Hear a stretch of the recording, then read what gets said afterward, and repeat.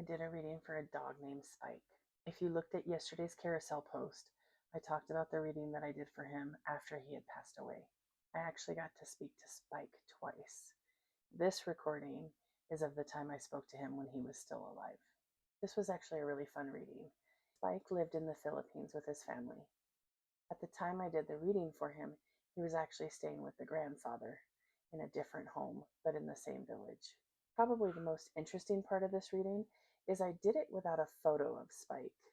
Now, typically I ask for a photo on the intake form when you book a session with me, but it's not necessary.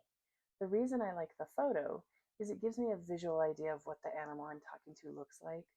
And then when other images show up in my mind's eye, I can actually visualize, oh, it's this type of a dog, or this is the color that they are. In case other animals pop into the reading, I can distinguish if it's the actual animal I'm talking to or another animal that they're showing me. I also like it because who doesn't want to look at cute animal photos all day?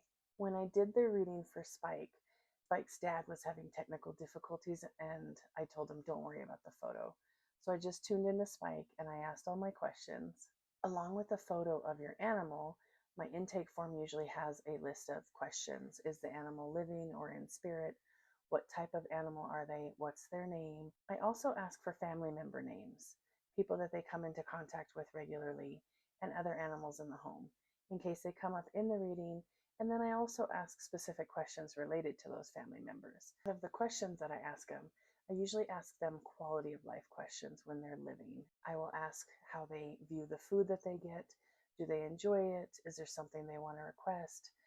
Is their sleep environment good and comfortable for them? And then one of the questions I like to ask is, are they getting enough physical activity? When I asked Spike that question, he showed me a visual of another man, and this man had a mustache. So when I reported back to his dad, I said, he is basically telling me that this man with the mustache is preventing him from having as much physical activity as he would really like to have. When his dad got back to me about the reading, he said, oh, I forgot to tell you about this family friend that's staying with the grandfather. Spike didn't forget to tell me, though. So what was happening was at the end of the night, this man that is a family friend was locking up the gates outside the house. Before that happened, Spike and another dog in the home would run loose in the streets of the village, and they would have a field day running in the cow patties, basically running around in cow poop. And then they'd come home. So the family had to wash them off, get them cleaned up. You think Spike was a little salty about that whole situation? When you're filling out the intake form, don't worry if you forgot to add certain things, because if it's important enough, the animal will actually bring it to my attention like Spike did. To learn more about readings that I've done, make sure to like and follow for more. And don't forget, say hi to your animals that love running amok in cow patties.